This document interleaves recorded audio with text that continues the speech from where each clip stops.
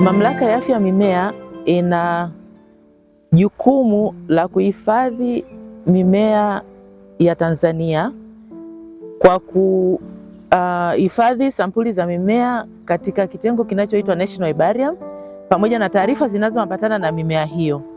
Kwa hiyo tunakuwa na taarifa za bioanuwai ya mimea yote ya Tanzania kupitia hicho kitengo cha National Herbarium. Lakini pia Mamlaka ya Afya ya Mimea ina jukumu la kuhifadhi mimea hai ya Tanzania kwenye bustani, hasa mimea ile ambayo ina umuhimu.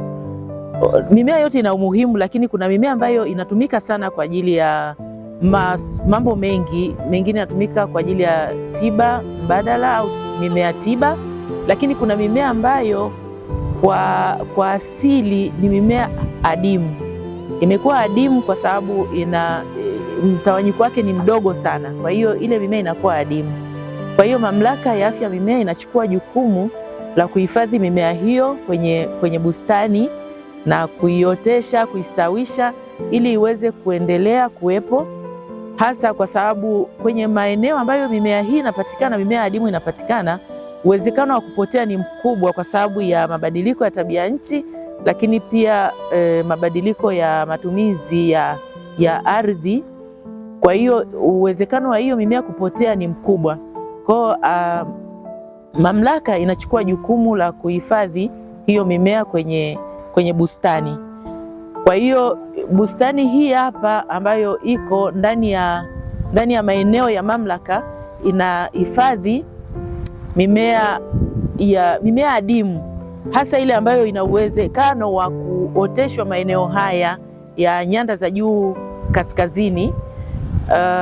Tunachukua hiyo mimea ikiwa vipando vya hiyo mimea kwenye maeneo yake na kustawisha kwenye bustani iliyoko ndani ya mamlaka.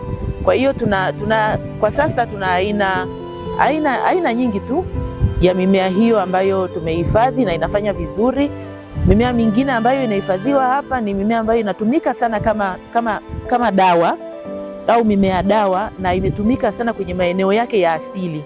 Sasa tunataka kuhifadhi kwenye bustani ili kuwepo na mwendelezo wa hiyo mimea au itumike kwa ajili ya utafiti, lakini pia wale wanaotumia kwa ajili ya dawa waweze pia kuiona au ifike mahali waweze pia kuivuna kwenye bustani yetu.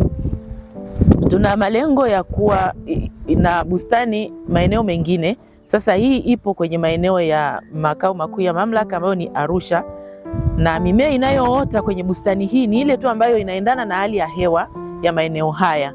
Lakini tuna malengo sasa, tuna eneo kubwa Dodoma ambapo tutaotesha mimea dawa ambayo inaota maeneo ya katikati mwa Tanzania, maeneo kame.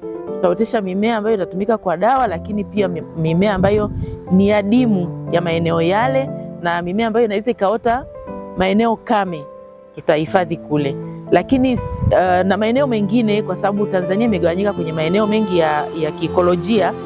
Kwa hiyo maeneo ya nyanda za juu kusini tutatengeneza pia bustani na kuweka mimea ambayo mimea adimu ya maeneo yale kwa ajili ya kustawisha, itumike kwa ajili ya utafiti, kwa ajili ya vizazi vijavyo waweze kuona mimea gani iliyokuwepo ambayo iko Tanzania pekee na haiko maeneo mengine yoyote nchini. Kwa hiyo mamlaka ina majukumu hayo, na tutaendelea kufanya hivyo kwa maeneo mengine, hata maeneo ya kanda ya Ziwa. Tutatengeneza pia bustani ambayo tutahifadhi mimea ambayo inastawi kwenye maeneo ya kanda ya Ziwa, na kule maeneo ya coastal areas yenyewe tutaweka mimea ambayo inaweza ikastawi maeneo hayo.